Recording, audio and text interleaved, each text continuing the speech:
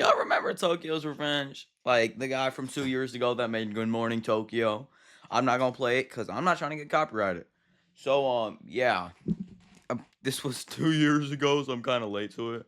But I don't care because I just watched some of his music again, and I heard that he's done some crazy stuff, bro.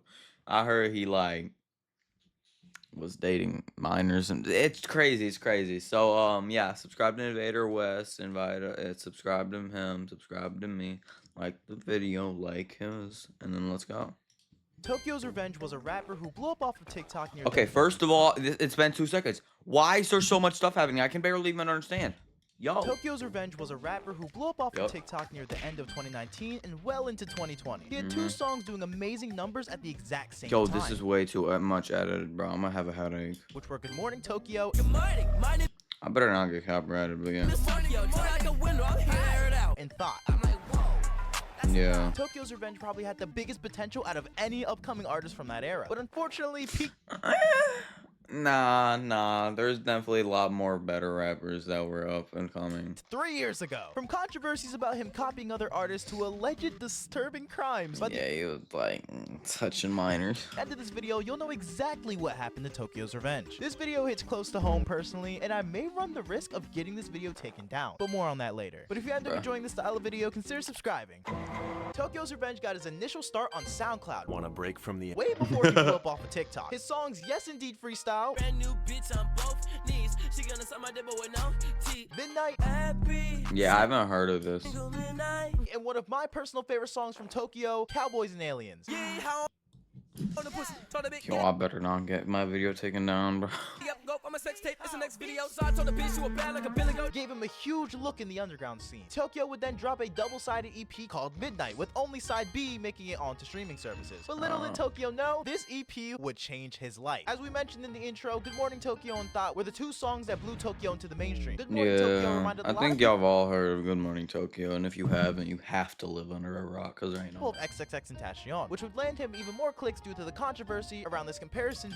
Nah, I don't think that Tokyo's Revenge is an was an ex clone, cause like he's probably inspired or like he's probably just inspired or like likes his music or something, but he's Being definitely so not a clone, cause like you can tell he's not a clone, but they definitely do have a lot of close similarities. to the recent death of X. And to be honest, I never really thought Tokyo was a clone. Yeah. He was definitely inspired, but definitely Yeah. had a talent of his own. With that, Tokyo saw the hype and immediately capitalized on the success by dropping his songs Gotham, Yeah, this is definitely my favorite song from him.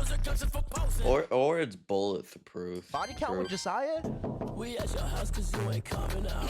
What's the body count? and Irresponsible, which was put in the new Madden game at the time. Actually, You responsible without your money, I'm not. Already had a plan, but we gon' foil his plot. Bro was getting even crazier cosigns from people like the Kid Leroy and I'm Dante, who was reacting to his songs like a madman. Bitch mouth open. Find 'em, we back. And was even rumored to have songs with Trippie Redd. After Actually? dropping Hellbent with Kid Leroy, he wasted no time with dropping his 7 EP, which was an EP with 7 songs, which included a highly anticipated snippet, Bulletproof. yeah, this is definitely one of my favorite songs. The bulletproof fucking casket. Knife in a gunfight, bitch, I'm stabbing. And Yeah. Dead Man's Wonderland, which I literally performed at a I talent don't show like this last song. year. They see my stress, but I see the best and I see the future. Like Martin Luther, I had a dream, then I go pursue it. The only thing I wanna do is make my fucking music. To say this man was talented will be a goddamn understatement. He'd eventually drop his Lilium EP with features from The Holiday and fucking 24K Golden. 2021 could have been the year we saw Tokyo reach a success he'd never had before. But little did we know Tokyo was allegedly doing some very illegal things under everybody's noses. In February 2021, shit changed for the worse. A girl by the name of Zaza dropped grooming allegations on him. Allegedly, when she was a sophomore in high school, and Tokyo was 20 fucking 2, Yeah. he was talking to this girl about his kinks on FaceTime and being God. absolutely down bad in every single conversation they had. Like shit, I was a sophomore at the time when this shit dropped. I was sitting there like, huh? He can't be that But- Yo, what the yo? They got you on the verified account too, bro. ass, bro. Like my nigga, what is you talking about? Are you verified account, dude? That's crazy. He apologized to Zaza on Instagram and was confronted in the Your Rage Discord out of all places. On your 18th Didn't these guys get like exposed for doing the exact same thing? I swear, No, I could swear that they did, right? birthday, I'm going to rearrange your stomach. Yes or no? Is that not That's for sure. It's literally from Is that not yes or no? Bruh. Yes. And he left. That kid's a pedo. At the Nah, time, I definitely do remember I that. genuinely didn't want to believe it. I mean, I just passionately told y'all about how much I was inspired by everything this man created. So to be shown that my inspiration was a terrible person was not how I wanted my 2021 to start. For a long time, I was just in denial. Dante and Blackie Speaks would go on to talk about these allegations until they were forced to delete their videos because Tokyo's label threatened to take legal action against them, which is why I mentioned it earlier, which definitely left Yo, a this sour video is taste in so their mouth. over edited that it actually hurts my eyes, bro. But I continued to stream his music because, like, I was just straight in denial. I stayed active on Tokyo's Reddit for some time, hoping that this nigga would make a statement. And after months of silence, something leaked onto the Reddit that Tokyo might have actually been set up and that the whole situation was fake, with actual Dropbox evidence. The Dropbox alleged that Zaza was a manipulator. She had apparently faked sides and overdosed for attention. It was actually caught See, you like this. Why I don't like people like this, man. If you be faking, it's like that type of stuff. You is an actual loser, bro. screenshotting Tokyo out of context. She even lied about the age difference. Charges were never pressed against him, and the members who were exposing Tokyo in that Discord were actually exposed to be doing the exact same thing they accused him of, and I they were remember potentially paid off to set him up. There was an alleged setup that Tokyo's close collaborators were being paid to turn against him. It was fucking insane, and Tokyo's revenge would eventually start poking his head through the crack and would finally start speaking on the allegations damn near 8 months later. Tokyo released a very vague response to the allegations, which literally addressed nothing. But a snippet called Malcolm in the Middle had been surfacing online for a few months, which was a song where he actually talks about the situation and had lyrics dissing Josiah. You niggas pump it, I'm laughing, especially so, 'cause I had love for you, it's tragic. I'm Dante. And his close producer friend, Matthias Tyner. People didn't think this song was gonna drop due to it being a direct response to the controversy. Dante and Tokyo were even posting each other on their stories again, so I thought everything was good again.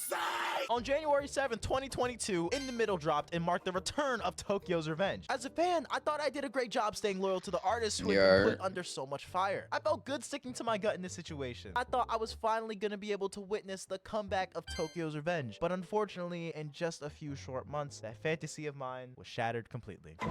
On September 2nd, Tokyo released an announcement asking everyone to join VC as he needed to address a few things. He was talking about new allegations that had surfaced, which I was confused about. I joined to him downplaying the entire thing in VC. And he found out that she was capped, and then he said he was gonna talk, and da-da-da. And he allowed fans to unmute and ask questions. I was one of these fans. I confronted him about his silence. If he was supposed to be innocent, why the fuck did he stay silent? I hate when I'm like listening to your music and then the first impression that I get, niggas just hate you. Then I gotta go through the whole monologue where I'm like, no, this and this and that. No, it's not. Yeah, I know. At the same time, right? You gotta recognize the position I'm in. I'd look like a dick if I went around just name dropping niggas and how they did me dirty, as opposed to just focusing on myself. I feel like it's like perception's like important and everything. If people are gonna use that situation and only talk about that situation, but then when you come out with a statement, don't talk about it at all. I feel like that's even unfair. though they said that. You're right. It's not fair. I feel like it should be a responsibility where it's like, all right, fuck, I'm gonna come out and say I guess that's what I'm doing now. Defending myself, I can do that. I'm doing it right now. Being overly aggressive about it, I could give a fuck. You know what I mean? Right there. So is the problem solver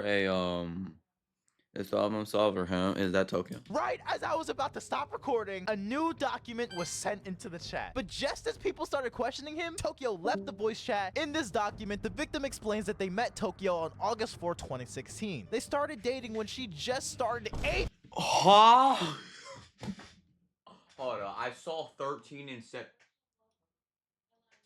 Okay, it's still legal, but I don't know where they live, so that is illegal in some states, I know. But that's, buddy, 8th grade and you're in what? You're a sophomore, right? Started dating when she just started 8th grade at 13 years old. And this nigga had already graduated high school. The victim broke up with him a little after they turned 17 in May 2020. And she alleged that he cheated on her with more underage people. Okay, I did not know that, bro. I just thought that he was like talking to minors and stuff. May 2018 and performed sexual things that I don't even want to fucking repeat. They had phone sex, debated with each other on the phone, and he had underage of her on his phone. There were even more allegations of him apparently having relationships with 6 other minors. Yo, this actually might be worse than I'm What lying. the fuck? It's a lot of shit with a lot of evidence backing it up, and you can pause the video if you'd like to I'm read the reading all whole that. thing. I just wanted to make a video about this because I felt like other videos talking about this topic didn't include most of the information I put here. He still continues to make big moves, like getting his music put in movies like Assassin and fucking Morbius of all things, but is yet to firmly give a justified response to any of this shit. This story was told from my perspective, a fan who just wanted to support their favorite artist during their toughest time. I'm sure many fans have been in this awkward position before. I don't support or endorse anything that Tokyo's Revenge has done or will probably repeat in the future, but I don't want to leave this video off on a sad note, so if you'll excuse me. Spaghetti noodle, Minecraft spider, volcano looking goofy ass dreads. Nigga groomed his hair almost. Alright, let me just revamp that, bro, because I was not listening. That was interesting. But I don't want to leave this video off on a sad note, so if you'll excuse me. Spaghetti noodle, Minecraft spider, volcano looking goofy ass dreads. Nigga groomed his hair almost as much as he allegedly groomed those minors. Nigga's head shaped like a damn coffee bean. Putting on these filters to impress all the elementary school kids on his goddamn phone. Call this nigga the new age R. Kelly. Map loving, Snapchat having. I can't be more than 50 meters from a school looking ass. Nigga, you're done. Bro's really named fucking Garth. And that's what happened to the motherfucker named Tokyo's Revenge. Yo. Better than Pat God, man. Better than Pat God. Alright, well, at least I'm 2 years late to this. Oh my god, bro. Yeah, frick you, Tokyo's Revenge. Don't be like him. Don't touch minors. Don't groom minors. Don't do anything with minors if you're over age. But yeah, man, subscribe to this guy, subscribe to me, subscribe, like to the video, and watch my other videos. Peace!